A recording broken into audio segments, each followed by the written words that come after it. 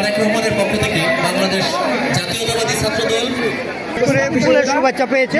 আচ্ছা, তোমরা এই কলেজের প্রতি সন্তুষ্ট কিনা? ভর্তি হয়ে কোন্দিয়া সরকারি অনার্স কলেজে যারা একটি রজনীগন্ধা এবং গোলাপ ফুল পেয়েছে, সবাই কিন্তু ফুলগুলা উপরে তুলেছে। একটা মনোমুগ্ধকর দৃশ্য।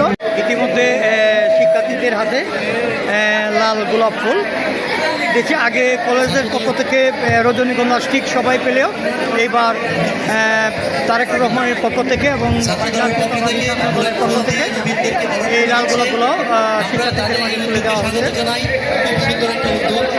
সবাই সুশৃঙ্খলভাবে ফুলগুলো নিয়ে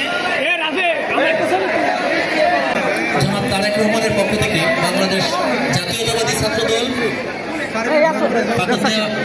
কলেজের শিক্ষার্থীদেরকে বরণ করে নিচ্ছে।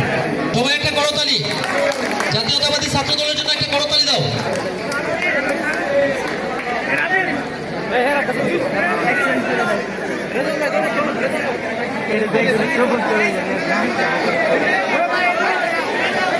কোনোরকম একটা অনুষ্ঠান, সত্যি মনোমুগ্ধ হওয়ার মতো ডিসিপ্লিন তথা প্রতিটি শিক্ষার্থীরা কিন্তু এখন কিন্তু একটি রজনীগন্ধা স্টিক গোলাপ পেয়ে গেল। আজকে এই নবীনবরণ অনুষ্ঠানে তোমরা একটা রজনীগন্ধা স্টিক এবং গোলাপ পেয়ে কতটা খুশি যদি বলো?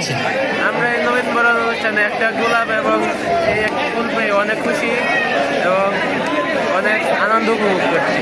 কলেজ কর্তৃপক্ষকে অনেক অনেক ধন্যবাদ আমাদেরকে ফুল দিয়ে বরণ করার। চাই যারা এই পাকুন্দিয়া নবীনবরণ অনুষ্ঠানে আজকে পুরস্কার বিশেষ করে ফুলের শুভেচ্ছা পেয়েছে। আচ্ছা, তোমরা এই কলেজের প্রতি সন্তুষ্ট কিনা? ভর্তি হয়ে আজকে নবীনবরণ তোমাদেরকে বরণ করে নিচ্ছে। এই প্রতিষ্ঠানের আয়োজকদের প্রতি এবং ছাত্র দলের প্রতি সন্তুষ্ট কিনা? তো তোমরা তো এই যে দেখলা যে এ প্লাস পাইছে, অনেকেই আজকে পুরস্কৃত হয়েছে, তোমরা কি একটা এ প্লাস এনে দিবে?